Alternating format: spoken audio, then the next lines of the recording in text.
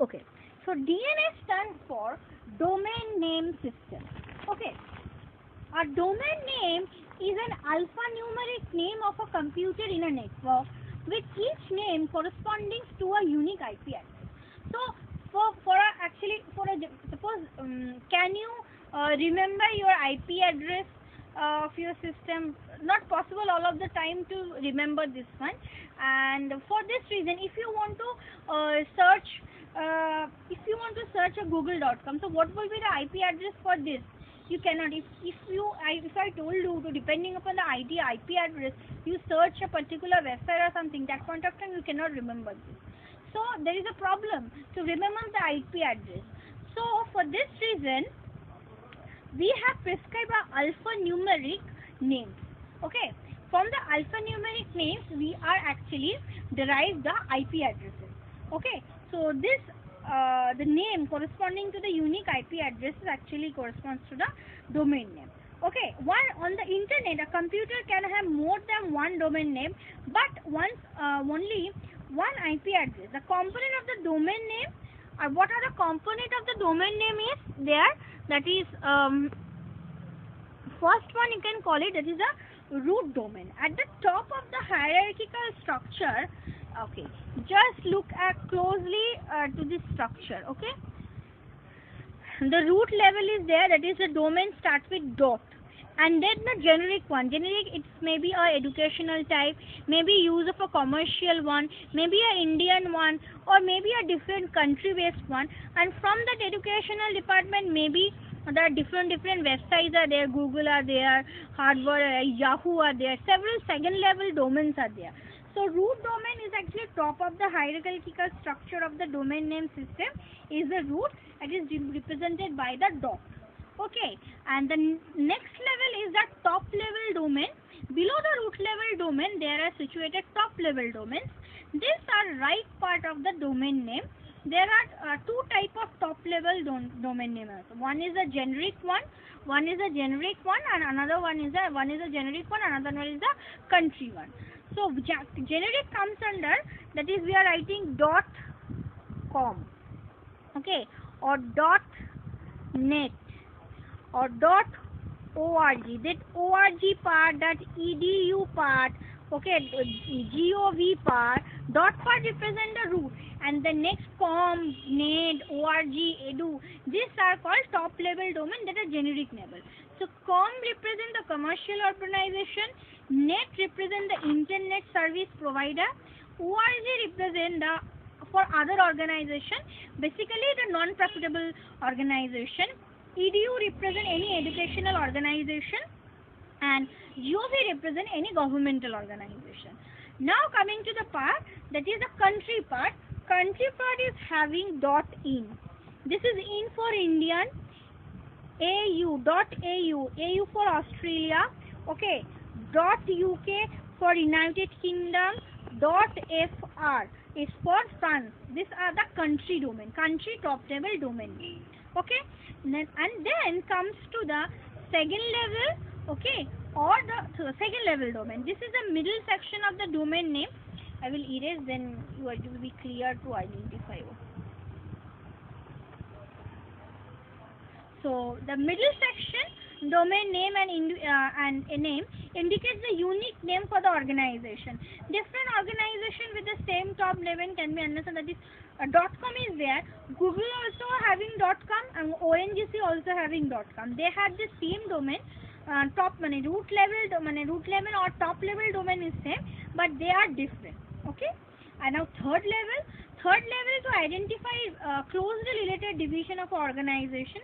Another one is called third level domain, or sub domain, may be added at a very beginning of the domain, like sales.ongc.com or www.yahoo.com. Yahoo up to this, it is a second level. If it is www or sales.ongc, this sales part, www part, these are the example of the third level domain name.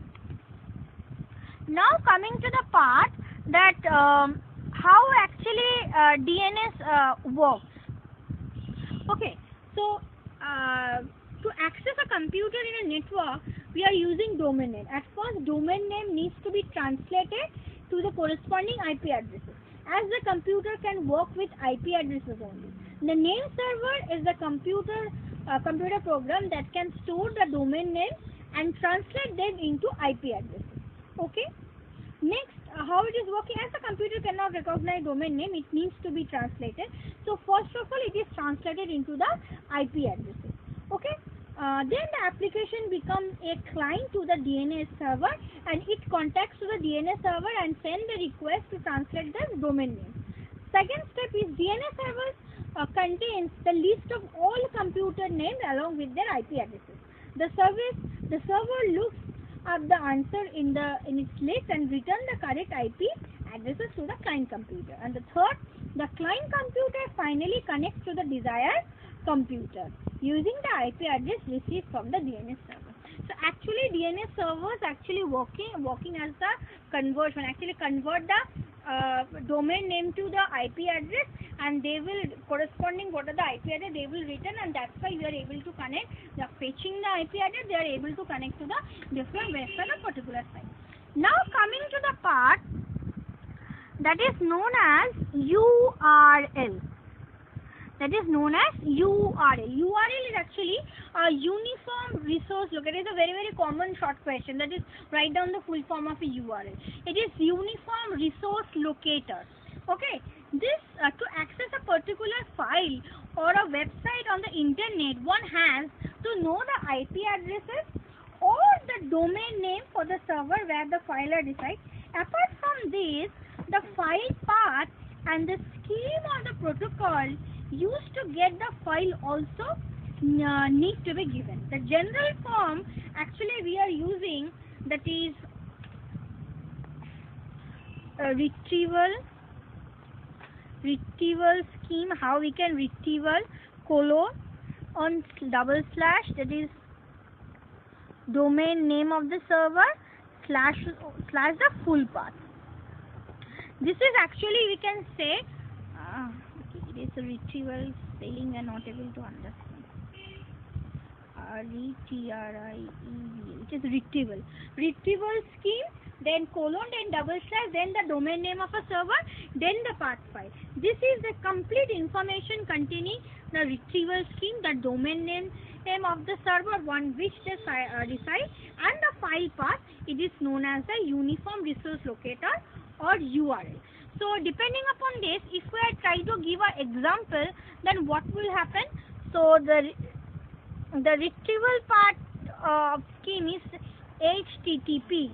Okay, the hypertext transfer protocol colon double slash, that is the domain name. That is, we are writing here, suppose www.shoponline.com. This is the domain server name. Then comes under the electronics/camera.html. This is the path. We are searching for a camera. So camera is under the electronics page. So under the electronics page, we are finding the camera page. That is the HTML page. So this is how we are able to understand. So what this HTTP in a double colon slash indicate? This indicates the scheme is used for this. This is a scheme is used for the URL. This scheme is generally indicates the protocol used for the communication. Which kind of a protocol we are using for the communication purpose. So web browser uses the hypertext transfer protocol or HTTP to connect the web server and access the information on the server. Next part, it is the www.shoponline.com. It indicates the domain name or the internet address of the server or the website to access. And third part is actually the after domain name, it indicates the path of a file to access. That is electronics/camera.html. It indicates the web file camera.html is located under a directory known as electronics, which is turned into the located under the root directory of the server. So this file extension HTML stands for the hypertext markup language. We are able to understand. So this is actually the URL path. Okay, so we have completed the 5th chapter also. So all the total 7 chapter that is there for your first unit test, it is covered. Okay, so if you have any doubt and query, so you can comment on the video comment section. You can comment, and so that I can explain the few topics if there is any problem. Okay, thank you student. I am ending my lecture over here.